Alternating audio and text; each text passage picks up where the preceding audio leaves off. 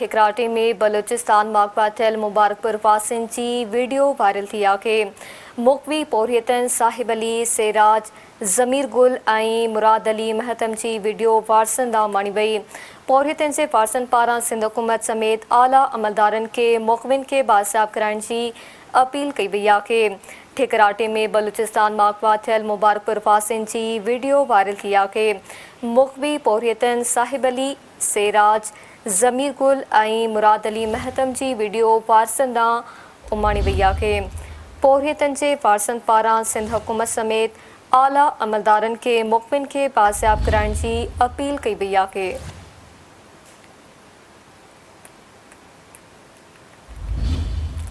ठिकराटे में बलूचिस्तान माकबा थियल मुबारकपुर वासिन जी video viral थी आहे कि मुक़वी पोरियतन साहिब अली सेराज ज़मीर गुल ऐं मुराद अली महतम जी वीडियो वारसन ॾांहुं माणी वई। पोरियतन जे वारसन पारां सिंध हुकूमत समेत आला अमलदारनि खे मुख़विन खे बाज़ाब कराइण जी अपील कई वई आहे।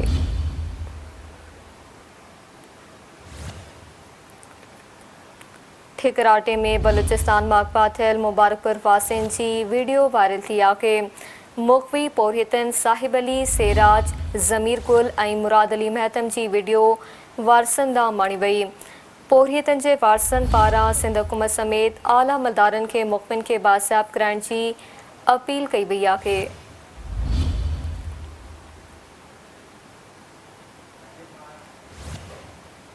ठिकराटे में बलूचिस्तान माकबा थियल मुबारकपुर वासिन जी वीडियो वायरल थी आहे। तफ़सील मालूम कंदासीं सिंध टीवी न्यूज़ रिपोर्टर मजीद महर खान। जी मजीद आगाह जो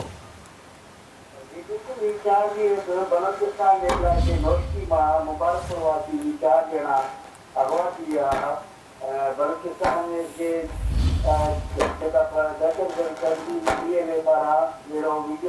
सोशल मीडिया ते जारी कयो आहे जेको वारसन ते पिणु उमाणियो वियो आहे।